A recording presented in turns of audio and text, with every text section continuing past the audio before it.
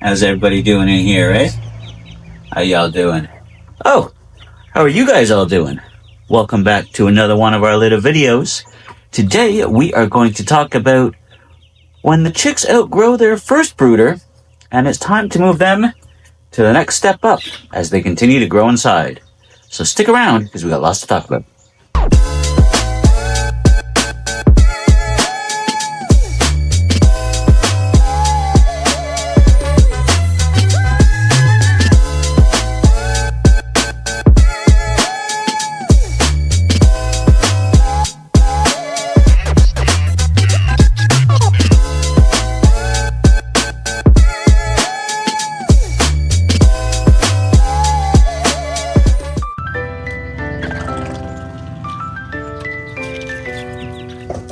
So, as we can see, we've got quite a few different chicks in here.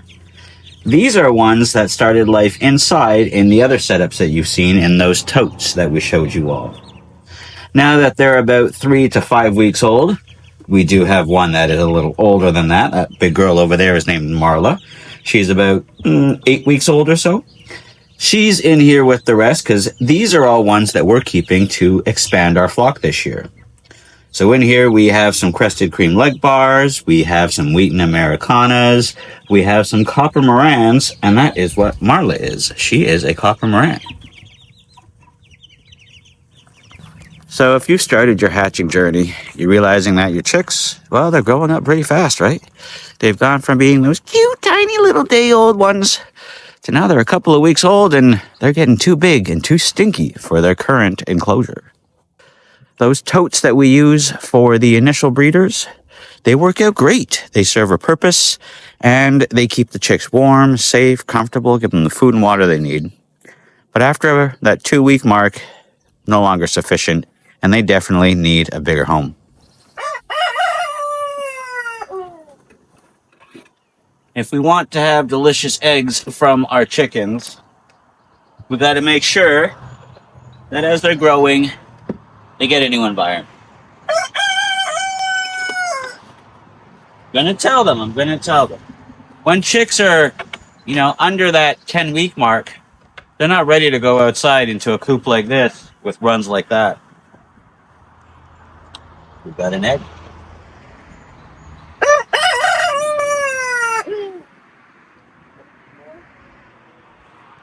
We have 2 eggs.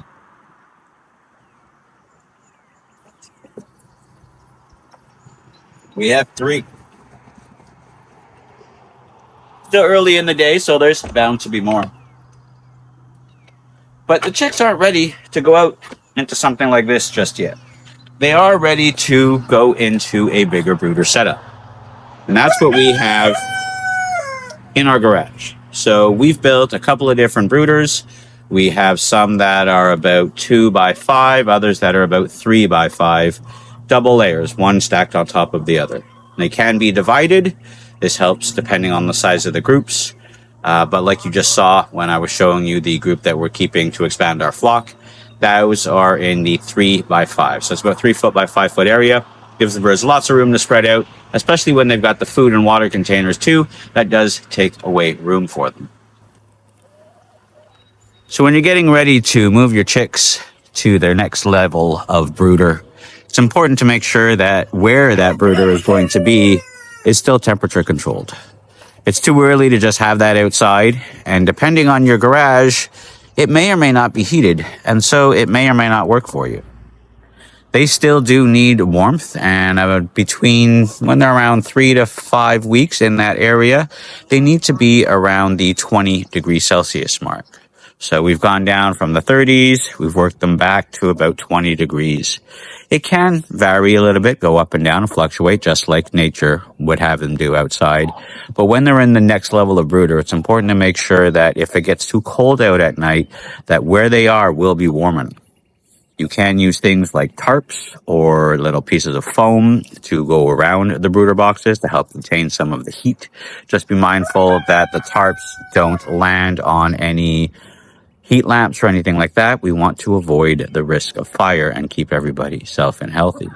Same goes for when you are using a heat lamp, as they'll be moving to straw or wood shavings, hemp bedding. You got to be mindful of not having it too low. We want to keep the birds warm, but we don't want to have a fire start from the dust from the wood shavings or hemp bedding. You got to be careful. So it's a balancing act between keeping the birds warm and not having the straw or bedding get too hot. When it comes to feeding them, it's time to also start changing their food. We are going to go from the chick starter to the grower feed. A little bit bigger chunks, but still in the crumble style. This also has a higher protein count and crude fat, minerals, vitamins. It's more balanced for grower chicks. This point, we take them off the medicated feed and just switch them to the regular grower feed. This one here, like I said, is at 20%. And this ensures that they continue to grow, get big and strong, and continue their way to move to the outside part and join the big flock.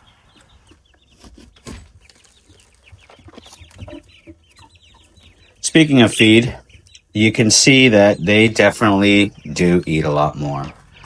With them getting much bigger, like we can see back there, and here's one up here to show us, they eat a lot more. They drink a lot more. And it takes more time to feed them. So you can see here that we have 2 water dishes and 2 feed trays. We got one that's more of a tray style, one that's more of the upright bottle style. And this is done so that they have a lot of food. They don't run out, they're good, and we don't have to worry about them as much. They will eat and drink a lot, so be prepared for that. As the weather gets nicer, you can bring them out of the brooder, walk them around. Right now we're sitting at about 17 degrees outside, so with the sun on her, she's really warm, comfortable. Would not let them explore the ground just yet. Still a little young, and again, we got to make sure that there's nothing around, especially when it comes to the younger chicks. But when they get to be about Marla's age here, in that 6 to 10 week old range, you can start bringing them outside, let them get acclimate for short periods at a time. You can use a mini coop, a little box, an outside brooder that's on wheels like ours are. You can wheel them in and out of where they are, and just again help them get acclimated and move outside to their bigger home in the new coops sooner than we normally do, right? But again, we want to wait till they're about 10 to 12 weeks old before they do make it out to the coop.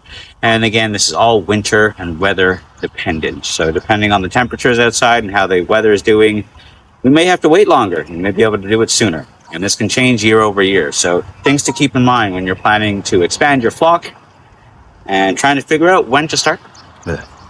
It may not be time yet to let the chicks come out and free range explore around, but it doesn't mean that you can't bring the outdoors to them. So what we mean by that is you can see that the grass behind me is coming in. It's going from yellow to green. That tarp over there is for one of our gardens. Talk about that in a later video. But back to the point here. The grass is coming in. It's growing. It's green. Clover and other little things are also coming up. This can be picked, and you can grab a clump of it if you want. Make sure that there's no pieces of metal or any garbage in it, but you can bring that to your chicks. And that's what we mean by you can bring the outdoors to the chicks if you can't bring the chicks to the outdoors right now because they're still too young. So again, start with enrichment at the beginning. Chickens need enrichment. They need that enjoyment, and it's very important, not just for bribing them to get more eggs, but for their quality of life. And it makes it easier on you. Happy chickens cause less problems, less pecking, less destructive behaviors. So make sure you're doing your part in keeping your chickens happy, engaged, and enriched. So as the journey continues and your chicks grow, get bigger, get stronger, move to that next brooder box, it's getting close to them joining the outdoor flocks or moving into their outdoor range and becoming your flock if this is your first time getting chickens. And as always, Ghost wants to say hi and make an appearance. So hello, Ghost. He's back here. Not sure if you can see through the plastic. But like I was saying, the journey continues. So keep going with your chicks. Reach out, do your research. Spoil them, like Ghost was saying. Give them lots of treats and enjoyment and entertainment. And as the weather gets nicer, Give your established flock that outside free range time and get the new chicks ready to come and join them. So until next time, we hope you're all doing well. Talk to you soon.